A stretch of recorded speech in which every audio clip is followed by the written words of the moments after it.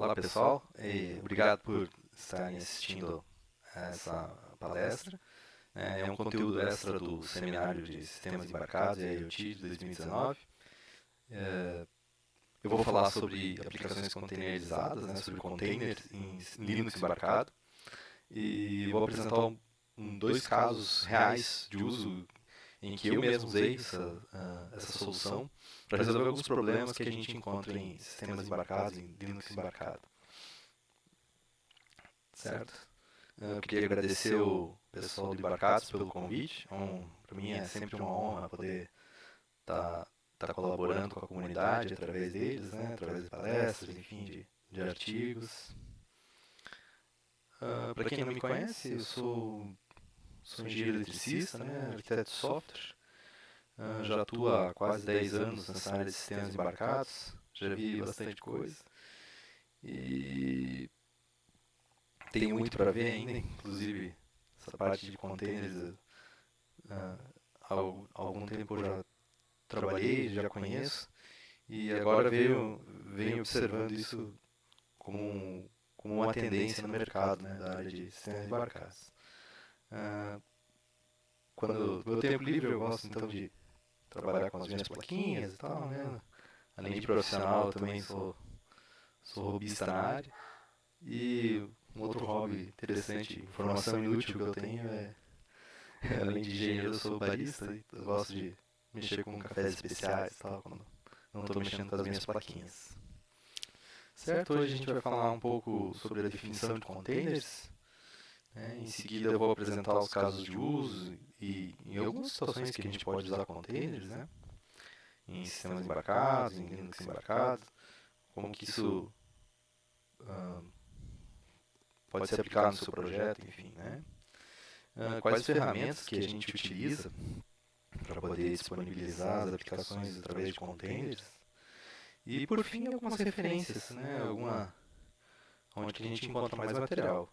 Obviamente, essa palestra aqui é uma breve introdução sobre o tema. Tem, obviamente, muito mais assunto sobre isso. E eu vou apresentar algumas boas referências para a gente buscar mais informação.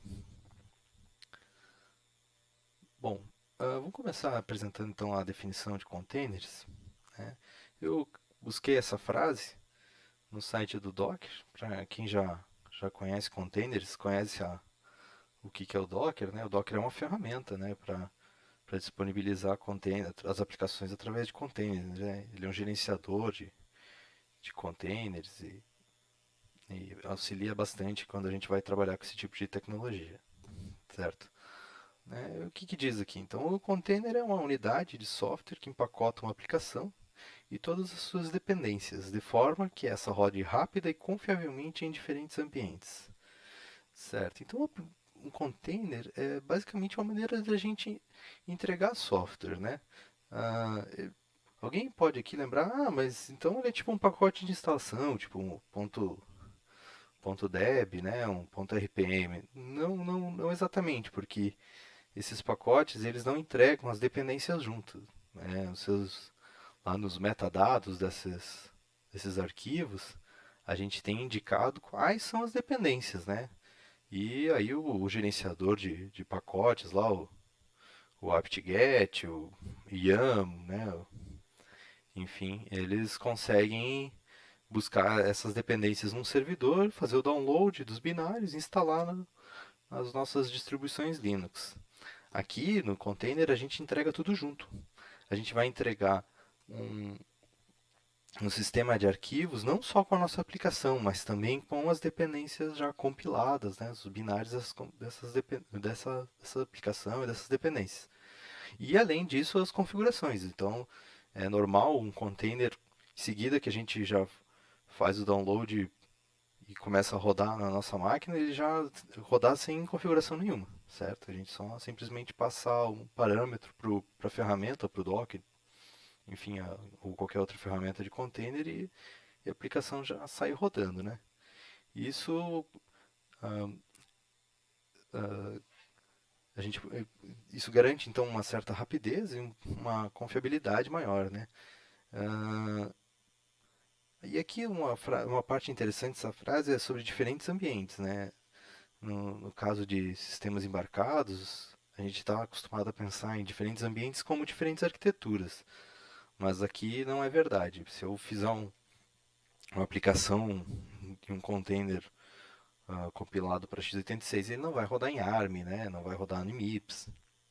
Então a gente tem que tomar esse cuidado e não acreditar que diferentes ambientes aqui significam diferentes arquiteturas. Não, isso não é nem um pouco verdade. Por diferentes ambientes aqui ele se refere a diferentes distribuições Linux, por exemplo, ou diferentes versões da mesma distribuição, né? Por exemplo, uh, vamos pegar uma aplicação, uh, por exemplo, o Apache, o servidor Apache, né? Ele, o Ubuntu 14 suporta até uma certa versão lá do, do servidor Apache, né? E com container eu consigo rodar essa mesma versão do Ubuntu 14 no Ubuntu 16, por exemplo, né? Mesmo não havendo suporte. Ou rodar em outra distribuição, como Fedora, por exemplo. Uh, Aqui na imagem à direita da tela, a gente tem a arquitetura de containers, né? Uh, e à esquerda eu apresentei um ambiente com uma máquina virtual, né? É bem comum quando a gente está explicando o que é o container, as pessoas confundirem com virtualização por máquina virtual. Mas há uma grande diferença. Há uma grande diferença aí. A máquina virtual, a gente está emulando alguns elementos de hardware, certo? Que no container a gente não emula nada, certo? A gente usa o hardware que a gente tem disponível no nosso target. E também na máquina virtual a gente instala um sistema inteiro.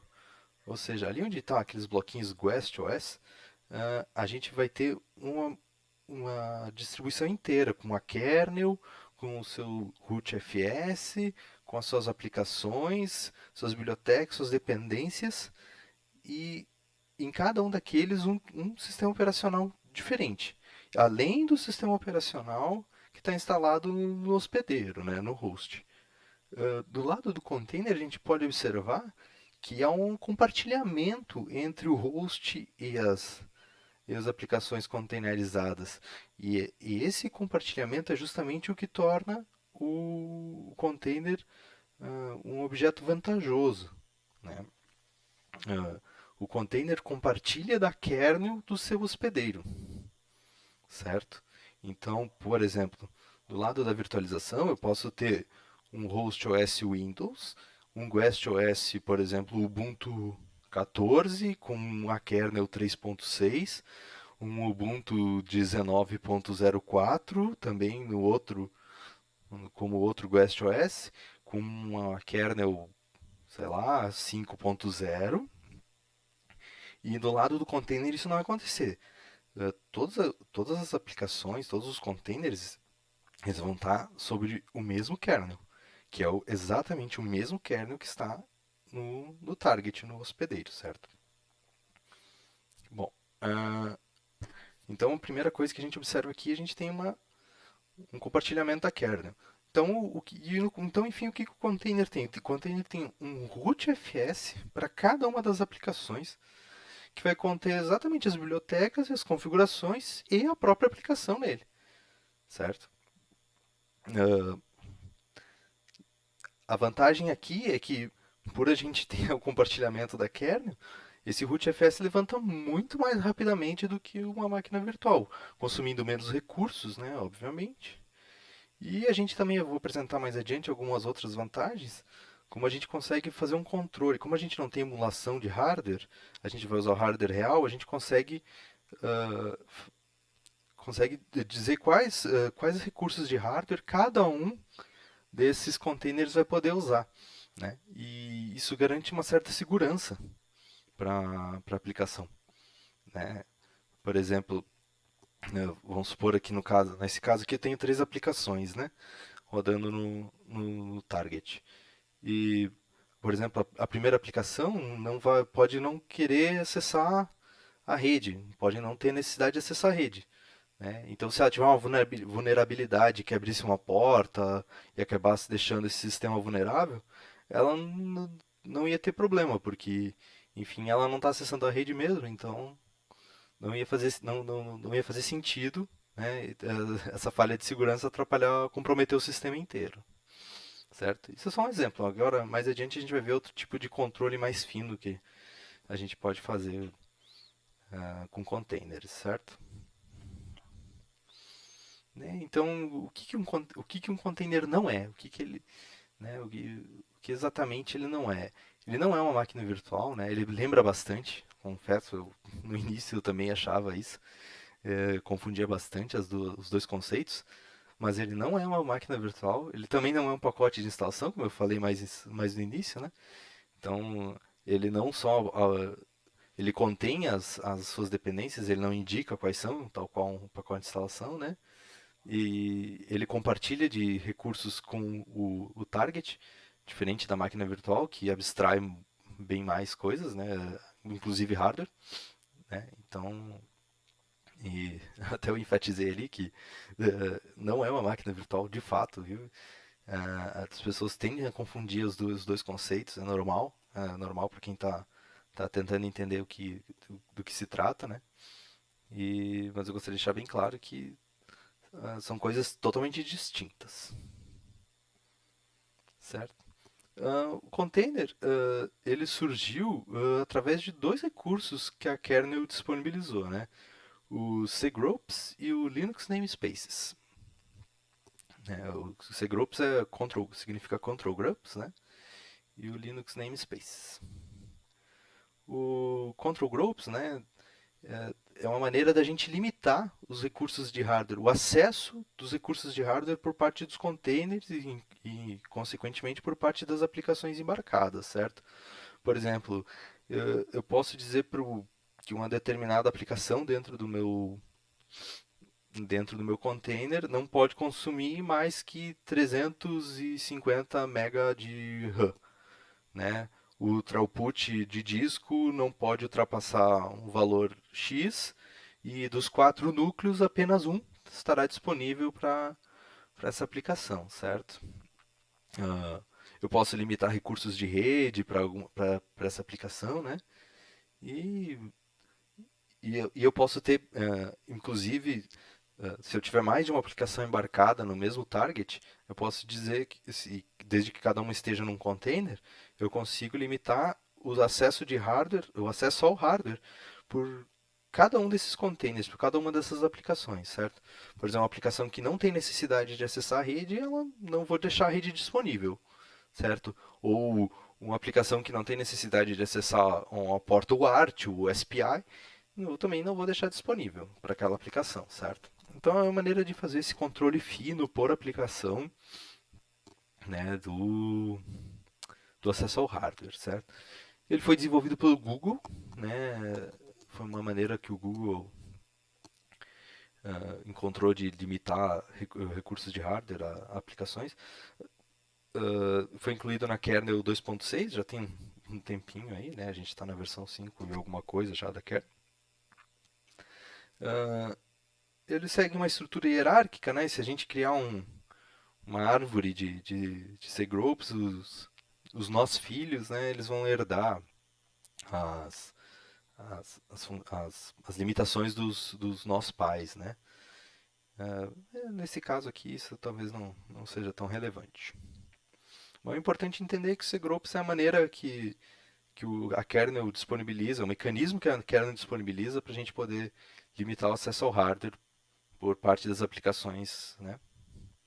Por parte de aplicações, certo?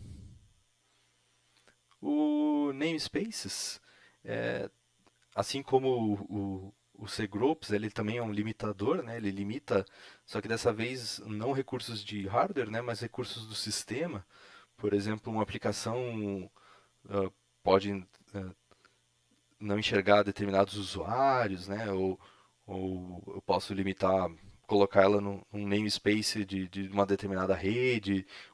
Uma aplicação pode enxergar determinados pontos de montagem, outros não, né? E isso é interessante para a gente poder isolar justamente os sistemas de arquivos, né? Como eu falei, os containers são entregues com sistemas de arquivos completos do Linux, com exceção da kernel. Então, o namespaces é a maneira que se achou para poder disponibilizar esses sistemas de arquivos, esses rootfs, separadamente, né? Separar não só entre eles, como também do sistema hospedeiro, certo? Um processo, então, pode estar em mais de um namespace, né? Por exemplo, um mount network, não tem problema, né? E, enfim, então são esses dois recursos, basicamente, que possibilitaram que os containers existam. Sem eles, a gente pode usar eles sem usar containers. Eu posso aplicar cgroups e namespaces numa aplicação sem usar containers? Posso totalmente. Mas isso aumenta a dificuldade da tua entrega, né? Aumenta a dificuldade das configurações da tua firmware Linux. E, e se há uma ferramenta que facilita isso, eu acho que é bem melhor. Obviamente seria como um excelente exercício de repente fazer esse controle de acesso a hardware e a recursos do sistema ah, sem containers, né, para a gente poder testar. Mas no ambiente de trabalho, no ambiente profissional, é muito mais interessante usar um container que eles usam essas duas ferramentas, esses dois mecanismos para deixar mais rápido o desenvolvimento, né? Bom, enfim, eu vou apresentar a vocês os casos de uso, né? Onde que a gente pode usar containers e onde que eu acabei usando, certo? Enfim, então o que eu posso fazer com containers, né? Essa é uma pergunta bem interessante para quem é profissional da área e tal, quer saber por que cargas d'água eu estou assistindo essa palestra, né?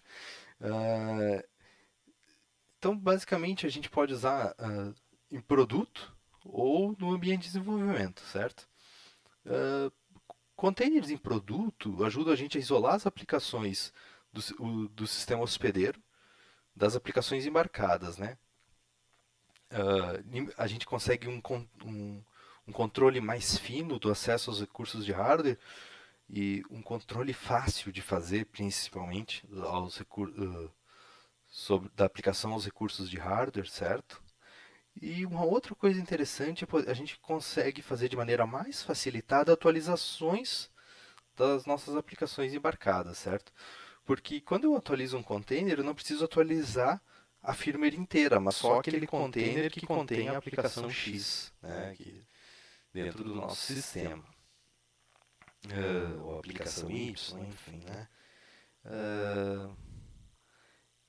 Uma coisa que eu gostaria de enfatizar aqui, que isolar as aplicações do sistema hospedeiro é uma maneira de garantir segurança, certo? Como eu falei anteriormente, se porventura uma determinada aplicação que a gente desenvolveu lá para um target qualquer apresentar uma falha de segurança, isso não compromete o sistema inteiro, vai comprometer única e exclusivamente o container que está rodando aquela nossa aplicação, certo? O acesso ao hardware também, de certa forma, garante segurança, porque se uma aplicação não precisa acessar um SPI, eu não tenho por que deixar disponível, certo? Então eu posso limitar isso através de containers, certo? Aqui eu vou apresentar então o primeiro caso de uso, né? A primeira vez que eu usei containers. Algo que talvez o pessoal estranhe um pouco, porque na firmware que a gente desenvolveu, a gente não. A gente entregou um software com várias aplicações. Uma firmware, na verdade, com várias aplicações, né, vários softwares dentro. Não é comum em sistemas embarcados a gente ter uma firmware com vários processos concorrentes, né? Geralmente a gente desenvolve uma aplicação monolítica e tal. Nesse caso, a gente tinha uma certa distribuição entre as responsabilidades dentro da firmware, certo? A gente tinha, por exemplo, no container 1, uma aplicação que simplesmente lia os dados do sensor número 1. Né? A gente tinha uma outra aplicação que estava rodando no container 2, que acessava as informações dos sensores 2 e 3. Né? a gente percebe que o controle de hardware, né, o container 1 não tinha acesso à rede, porque o sensor 1 estava ligado ao target através de uma porta USB, então o container 1 só precisava ter acesso à porta USB, não tinha necessidade de ele ter acesso a redes, né? Então a gente configurou de uma forma que o container 1 não precisasse acessar a rede. Então, como eu já enfatizei, né, se a gente tivesse uma vulnerabilidade ou algo aqui, a gente não comprometeria o sistema inteiro e o container 2, né? O PROC ali era um software que também rodava containerizado, que era responsável por processar essas informações dos sensores 1, 2 e 3, né? Ele recebia as informações não diretamente dos sensores, mas das aplicações que liam esses sensores, né? Recebia as informações pré-processadas, fazia um armazenamento desses dados num banco de dados local, certo? A gente tinha uma certa distribuição, né? Todos os targets tinham as informações uh, gravadas dentro, as informações que eles tinham processado gravadas, né?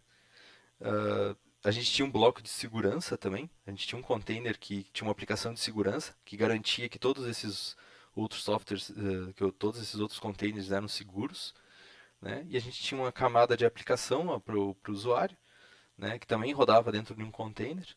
E faltou aqui na minha era uma aplicação IoT. Eu justamente esqueci a parte da rede, né? Esse bloco de processamento, esse container de processamento, se comunicava com outro container uh, que enviava esses dados que tinham sido armazenados no banco de dados também para a nuvem, certo? Então a gente podia armazenar os dados localmente, apresentar eles diretamente para o usuário e a gente podia enviar esses dados para a nuvem, certo? Uma dúvida que pode surgir aqui é como que esses containers se conversam entre eles, né? As ferramentas em geral proporcionam a criação de uma rede interna entre containers, né, isolada da rede externa, da internet, enfim, do acesso físico às portas Ethernet ou Wi-Fi. Né.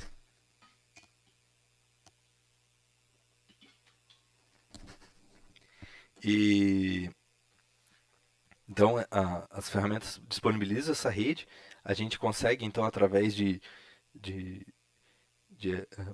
por exemplo, APIs RESTful, né, ou mensageria, fazer com que esses containers se conversem, certo? É um pouco diferente do que a gente está acostumado com o sistema embarcado, sim, é um pouquinho diferente. É como se a gente tivesse IoT dentro do target, né? Mas é isso por causa dessa arquitetura distribuída, né? Uh, um outro ponto interessante nessa solução é que a gente tinha limitado um desses containers, a gente tinha limitado a memória dele, né? A gente conseguia através do container dizer, olha, ele não pode consumir mais que 500 MB. A gente percebeu durante os testes que tinha um leak de memória, né? Na aplicação do container 1, e ele consumia muita informação. E começava a fazer alocações e tal, e não dar free, né? Normal em leaks de memória. E foi uma gafe que a gente cometeu, né? E acabava comprometendo o sistema inteiro, né? Ele lá em campo, a target em campo, nossa plaquinha lá em campo, ela acabava travando porque ela ficava sem memória, né? Então, quando a gente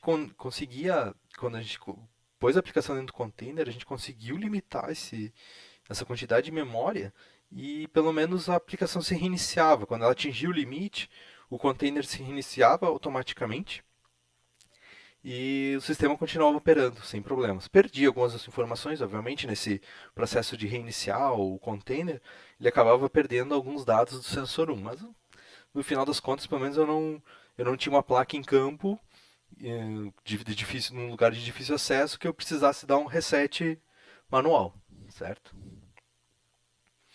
Então, esse foi um caso de uso bem interessante, né? Que a gente utilizou containers no target, né? E como eu falei anteriormente, a gente não necessariamente pode usar containers em target, né? A gente pode também usar na nossa máquina de desenvolvimento. Isso também é algo que vem ganhando tração ultimamente. É, quando a gente queria antigamente fazer um ambiente de desenvolvimento que fosse replicável, a gente montava uma máquina virtual, né, e entregava essa máquina virtual para os nossos colegas. Às vezes entregava e dizia, olha, esse ambiente roda no Ubuntu 14, precisa do GCC 4.8, da libc 2. Alguma coisa, né, enfim, do Python 2.7.3 e bom, é isso que você vai precisar. Então você tá aqui, tá aqui a imagem da máquina virtual, você instala esses softwares e é feliz, né? Só que nem sempre o camarada lá que desenvolvia ficava contente, porque uh, ele tinha que tinha um monte de trabalho ainda. Às vezes a gente entregava um blob, né? Uma, uma imagem frisada da nossa máquina virtual pro colega que estava desenvolvendo com a gente, né?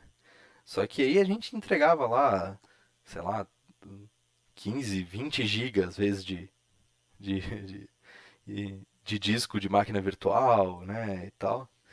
Isso era até ruim fisicamente, quando a gente trabalha com times remotos, então isso daí se torna um problema, porque nem sempre a gente tem uma conexão de internet legal para poder enviar esses dados, né? Pô, subir 15 GB,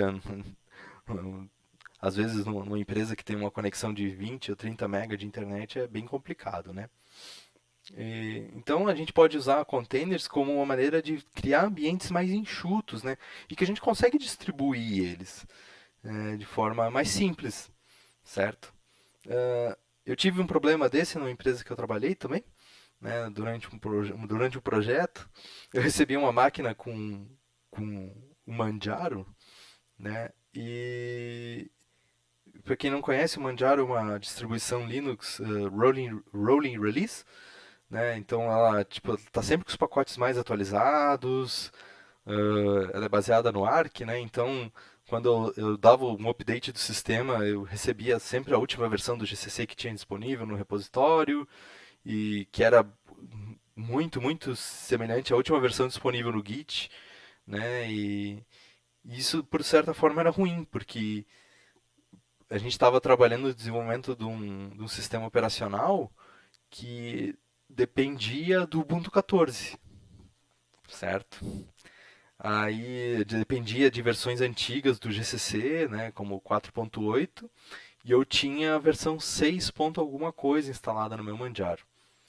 E para resolver esse problema, inicialmente eu tinha pensado numa máquina virtual, né, mas aí eu achei que era difícil de entregar isso para os colegas, né? Pô, como que eu vou fazer para distribuir isso internamente dentro da empresa, né? Aí eu pensei numa maneira uh, de montar esse ambiente de desenvolvimento dentro de um container, certo? Eu achei que era mais interessante, porque a kernel para mim durante o desenvolvimento não era um problema. O problema eram principalmente as versões do GCC. Então eu queria congelar em versões mais antigas para poder desenvolver. E então eu achei que se eu entregasse só o sistema de arquivos, eu conseguiria, com as dependências e tal, eu conseguiria uma maneira mais enxuta, bem menor de poder entregar isso para os meus colegas, né? Poder distribuir dentro do escritório esse ambiente de desenvolvimento. Uh, e também, através do container, eu conseguiria criar outros ambientes, né? Por exemplo, eu criei um ambiente com Ubuntu 16 para uma versão mais nova desse sistema operacional que a gente estava desenvolvendo. A gente tinha dependência de ser o Ubuntu 16 e eu consegui manter dois ambientes simultâneos na minha máquina, sem destruir nada no meu host, né? E a única coisa que a gente compartilhava entre eles era a kernel, né? Eu tinha dois ambientes isolados, distribuíveis e bem levinhos, bem levinhos. Quando eu rodava, eu não precisava lá de. Quando eu rodo uma máquina virtual, eu aloco lá 4 GB, 8 GB, que um container ele quando ele roda, ele consome muito poucos recursos de RAM, principalmente, e recursos de disco também igualmente pequenos, né? Diferente dos ah, dezenas de giga que uma máquina virtual precisa, né? Então eu tinha uma máquina relativamente modesta nessa empresa, né? Eu não tinha nenhum topo de linha, então eu achei que essa era definitivamente a melhor solução. E eu consegui sucesso, já atingi o sucesso, consegui distribuir esses ambientes, consegui ah, né, usar poucos recursos e deu tudo certo. No final a gente conseguiu entregar o software, conseguiu desenvolver dois sistemas operacionais e dentro de uma mesma máquina de desenvolvimento, né? E isso também a gente conseguiu replicar, obviamente, num servidor, né? Um servidor de desenvolvimento, num build server, a gente conseguia replicar com o mínimo de dor de cabeça, né? Sem precisar de instruções gigantescas, horas e horas de debug, de servidor para o que deu errado aqui na hora de instalar, faltou o pacote tal. Não, a gente entregava tudo semi-pronto, certo? Ah, obviamente eu não fiz tudo isso na unha, né? Eu usei algumas ferramentas e eu vou apresentar para vocês agora algumas dessas ferramentas que ajudam a gente a criar containers, a criar imagens para distribuição de containers, né? E essas ferramentas são o LXC, né? O Docker e o Balena, né? O LXC é o mais antigo de todos, né? LXC significa Linux Containers, né? Ele não é uma aplicação isolada, ele não, são várias aplicações, né? São várias ferramentas que ajudam a criar containers, né? Eu coloquei ele System Containers, né? Porque é normal que cada aplicação que a gente está embarcando, ela rode dentro de um container. Por exemplo, que nem eu apresentei anteriormente, a, a solução em que eu tinha várias aplicações embarcadas, cada uma daquelas rodando num container, né? No System Container, a gente embarca todas aquelas aplicações distribuídas dentro do target dentro de um único container, certo? Onde o objetivo aqui é simplesmente isolar o sistema hospedeiro do sistema em runtime, né? Que está rodando. Uh, o LXC, dentro do seu conjunto de ferramentas, ele tem o LXD, que é um, um processo que ajuda a gerenciar containers, né? Ele é distribuído sobre uma licença LGPL, né? Então, LGPL eu sempre gosto de dizer, tem que tomar cuidado, é sempre importante atender as licenças, né? Tomar cuidado. E como eu falei, né? Então, o System Container, ele, por se tratar de um System Container, o único container vai conter todas as aplicações necessárias para o sistema funcionar, né? Diferente do Docker, né? O Docker é um concorrente do LXC. Ele nasceu basicamente das ferramentas do LXC, mas ele acabou migrando para um daemon próprio, né? Que é o containerd. E ele tem suas próprias bibliotecas. Hoje ele é totalmente independente do LXC, né? Antigamente ele era baseado fortemente no LXC. Hoje não, né? E o Docker ele entrega application containers, né? Que são algo semelhante ao que a gente fez, o caso que eu apresentei, o caso número um, em que a gente entregava cada aplicação em um container, né? Então a licença dele já é diferente, já é a licença Apache, né? É um pouquinho mais permissiva, né? Uh, uma coisa interessante no Docker é que não há armazenamento permanente, né? Obviamente há maneiras de contornar isso, então as escritas acontecem em memória, as escritas no rootfs acontecem em memória, então quando a gente reiniciar o target de alguma forma a gente vai perder isso. Obviamente há maneiras da gente contornar, né? Sempre há uma maneira de resolver isso se porventura houver a necessidade de armazenar dados.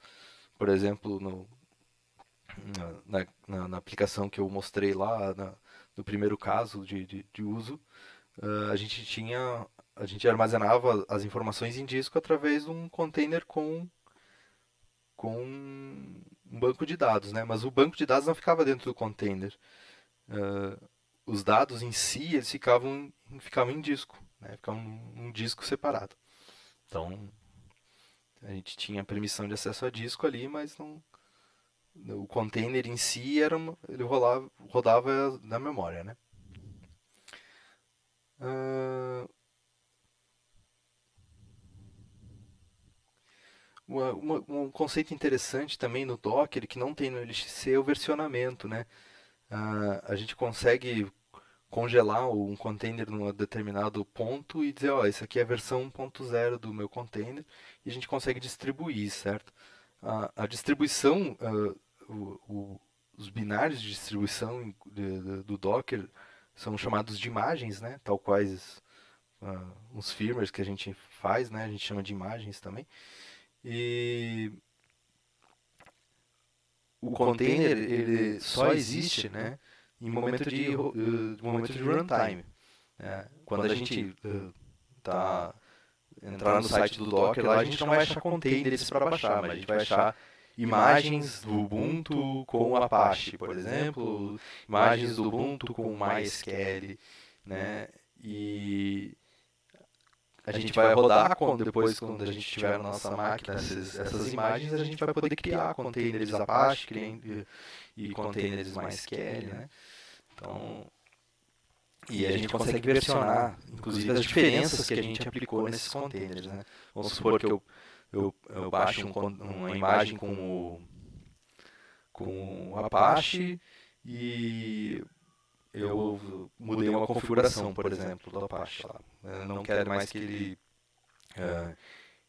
entregue, ele sirva na porta 80, mas na porta 8080, certo? Essa modificação que eu vou fazer nos arquivos de configuração, eu posso versionar, né, e gerar uma nova imagem e redistribuir isso, certo? É uma característica bem interessante do Docker. O Balena ele foi baseado em ferramentas que o Docker disponibilizou e ele é focado exclusivamente em sistemas embarcados, certo? Ele é comum, com risco de cometer um excesso aqui, mas o Balena é o Docker para sistemas embarcados, certo? Ele é mantido por uma empresa que chama Balena também, certo? Ele possui já um sistema operacional, enfim, que chama Balena OS. Ele tem um ecossistema completo, né, que envolve uma série de ferramentas e tal, que ajudam a gente a criar o container, a atualizar containers, a criar imagens e a embarcar containers, né? Então isso aqui é bem importante, né? A vantagem em relação ao Docker é que ele utiliza menos recursos de hardware, né? Ele tem um footprint de memória e usa bem menos processador do que o Docker comum, certo? Do que a engine do Docker. E, obviamente, para sistemas embarcados, esses recursos são sempre importantes, né? Apesar de ser mantido por uma empresa, ele é open source, então a gente consegue fazer o download das engines, do sistema operacional, consegue embarcar nos nossos targets, né? Inclusive há exemplos para placas comuns, como a Raspberry Pi e tal.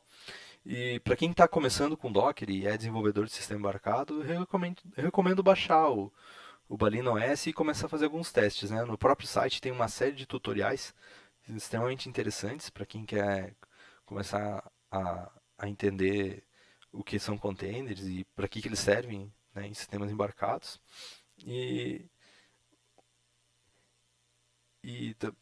Enfim, a gente pode usar em sistemas embarcados. Um serviço interessante que essa empresa tem é um serviço de cloud que a gente consegue fazer o deploy da nossa aplicação, né, em vários dispositivos ao mesmo tempo, sem precisar mexer na firmware do nosso target. Então, eu consigo atualizar só as aplicações e as dependências delas, atualizando os containers, sem precisar atualizar a firmware completa, sem precisar reinstalar a kernel, enfim, né? E isso nos dá uma certa segurança na hora de fazer uma atualização, porque é sempre perigoso quando a gente vai fazer atualização de dispositivo em campo, de em algum momento houver uma falha durante a atualização e a gente acaba perdendo aquele nó, né? E com containers isso fica é mitigado. Não é obviamente eliminado, mas é bem mitigado, né?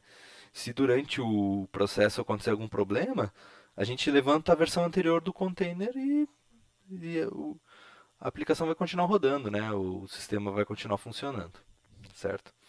E o Balena tem ferramental, então, né, serviços e tal que ajudam a entregar esse tipo de atualização.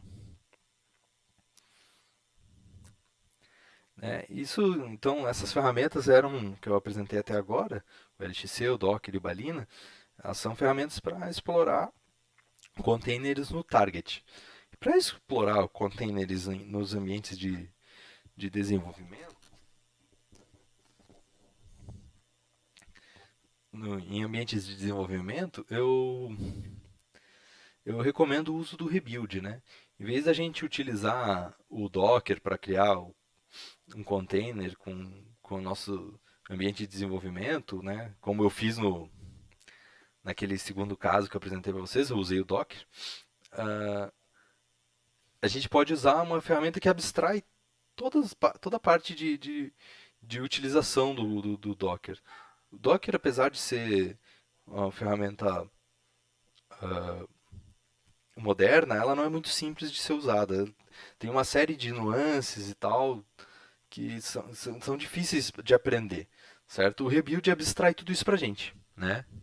É, eu coloquei para vocês aqui um exemplinho, né, de como eu criei um ambiente para compilar o OpenWRT, né? Quem me conhece sabe que eu trabalhei bastante com OpenWRT, né? E a ideia aqui é esses quatro comandinhos, na verdade, a gente consegue criar um, um ambiente para buildar o OpenWRT, certo? O, a gente vai criar uma imagem baseada no Ubuntu 14, né? A gente está criando um container, na verdade, não uma imagem, mas um container baseado no Ubuntu 14.04. Vai instalar as ferramentas necessárias, né, para modificar esse container. Vai versionar ele, né? O commit menos tag é para versionar. E depois a gente já simplesmente vai rodar o make e vai utilizar todo o hardware disponível para buildar o OpenWRT, certo? Eu vou apresentar esse exemplo num artigo no Embarcados, né, para quem tiver interesse. Deve ser publicado nos próximos dias. Eu vou apresentar a ferramenta do Rebuild com mais detalhes, né? E vou pôr um exemplo um exemplo semelhante a esse que eu coloquei aqui, né? Mas bem melhor explicado para quem não entendeu, certo? Bom, por fim eu vou apresentar algumas referências. São, como eu falei, a ideia aqui era só dar uma introdução ao assunto, né? Nem tanto deixar explicado, mas deixar o pessoal curioso, né? Deixar vocês curiosos sobre como que a gente utiliza containers em sistemas embarcados, para que eu uso Docker, para que eu uso LXC, ver que não só no target eles são relevantes, mas também no ambiente de desenvolvimento, né? E eu apresento, tem dois livros, os dois primeiros são livros, né? Docker para Desenvolvedores, que é um livro brasileiro, né? Escrito pelo Rafael Gomes, que é um livro bem simplesinho, mas ele apresenta bem um passo a passo de como começar com o Docker, né? Para quem quiser entender um pouquinho mais a fundo o Docker e né, além do hands-on, quiser entender um pouquinho mais as nuances do Docker, eu recomendo o Docker Up and Running, né? Escrito pelo Carl Matthias e o Sean Kane. É um livro interessante, são livros relativamente baratos, né? São fáceis de encontrar. Uh, no site linuxcontainers.org tem alguns artigos que explicam sobre o LXC, certo? Tem tutoriais e tal para quem ficou mais interessado em System Containers e não em Application Containers, certo? Eu recomendo dar uma olhada nesses artigos. Uh, o Linux Container vem recebendo um um aporte por parte da Canonical, né? Vem recebendo bastante suporte pelo parte do pessoal da Canonical, então apesar do Docker ter todo aporte por parte da empresa Docker, né? A parte do LXC com Linux Containers também tem uma empresa grande por trás que é a Canonical, né? Que é a mesma empresa por trás do Ubuntu. Então eu recomendo vocês a darem uma olhada no site e tal. Tenho certeza que vocês vão achar material bastante interessante, né? E esse link do YouTube é uma palestra que uh, o pessoal da Balina apresentou numa Linux Conference, se eu não me engano, que eles falam sobre as vantagens de utilizar containers em sistemas embarcados. Certo?